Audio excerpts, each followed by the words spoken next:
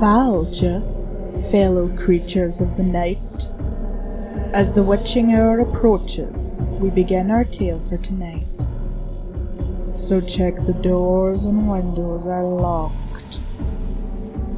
Look underneath the bed and turn down all the lights.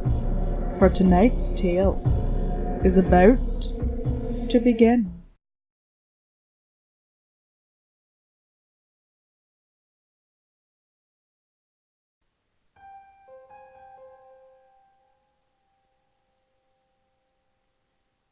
Tonight's tale is the anonymous account of what has become known as the Candleman.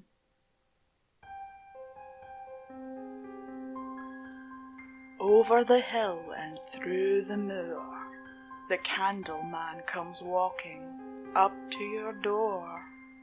He lights up a candle and walks to your bed, leaves the candle in the window, and leaves with your head.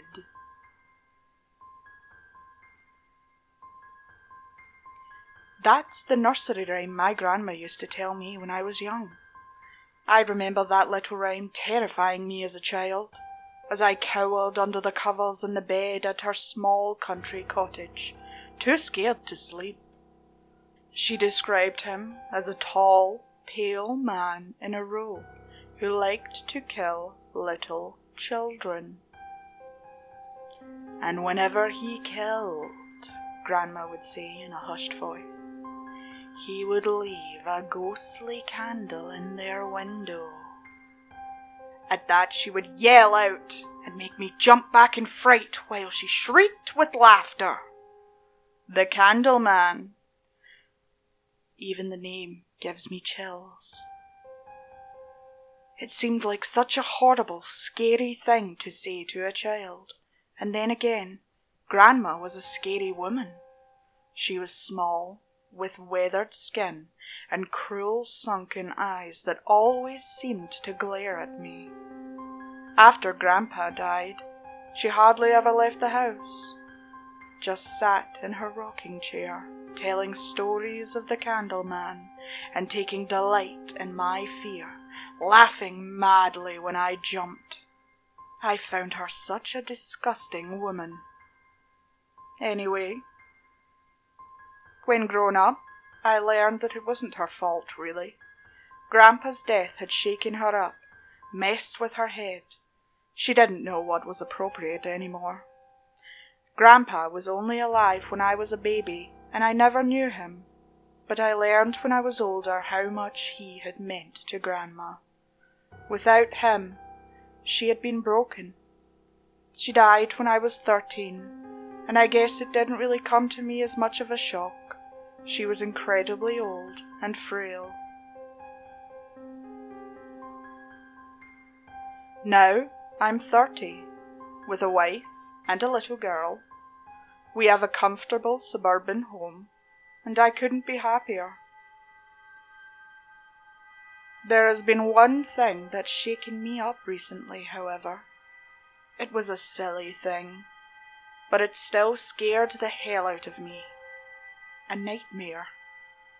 In the dream, I was in my bedroom, comfy under my covers, when I heard a tune being played on the piano downstairs. I knew what was being played as soon as I heard it. The Candleman.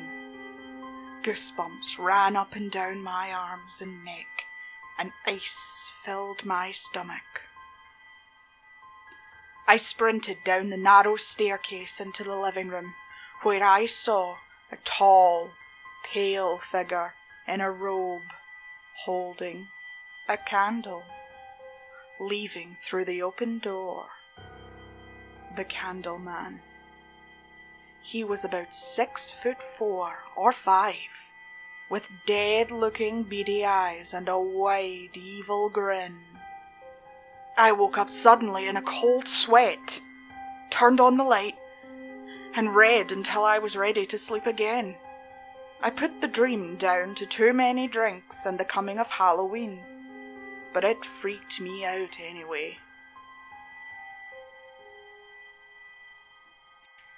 And that takes me up to yesterday, Halloween night.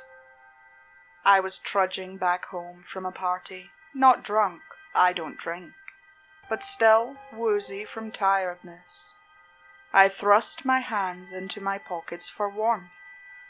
Whilst I was walking back through the crisp orange leaves, the poem of the Candleman popped into my head. My heart began to thud as I walked down the poorly lit street. Leaves crunching underfoot, the pale moon casting long shadows along the path. In my mind's eye, I could see the Candleman, thin and ghostly, running up to me and cutting my head off in one swing of an axe. Silly, I know, but the dark can make my imagination run wild sometimes. I arrived on my road and began to calm down. I felt silly for having let the poem get to me. I was perfectly safe under the streetlights.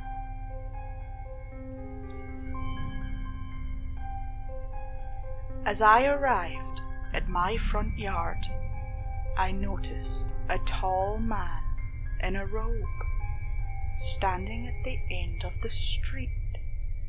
His face was shrouded in darkness. He appeared to be staring at me. Once again, images of the Candleman flooded through my head, sending my heartbeat into overdrive. I shook it off. It's just a tall man out for Halloween. Nothing to be scared of, I assured myself as I attempted to slow my breathing. Then I looked up at my house, hearing demonic laughter from the man's direction. An icicle stabbed at my heart. There, in my daughter's window, flickering softly, was a candle.